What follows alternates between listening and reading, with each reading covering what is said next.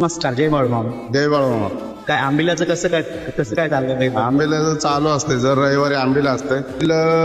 जिरे, मोहरी, हा. तेल, कढीपत्ता, नाचण्याचं पीठ आणि चिंच.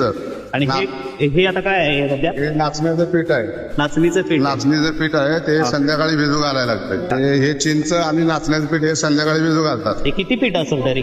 पीठ एक 5 किलो आहे. 5 किलो. आणि ही चिंच अडीच किलो. अच्छा पाव किलो जिरे, पाव किलो मोहरी, अच्छा आणि कढीपत्ता आणि दही एक 5 किलो अच्छा आणि तेल एक 5 किलो. अच्छा. असं खोबरं एक 15 नारळाचं खोबरं असतंय. हा हा.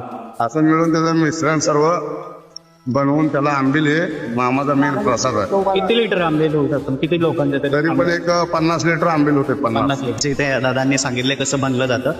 नाही, पहिलं तेल होतलं, तेल कलवून घेतलं. तेल कलवून घेतल्यानंतर परत जिरे, मोहरी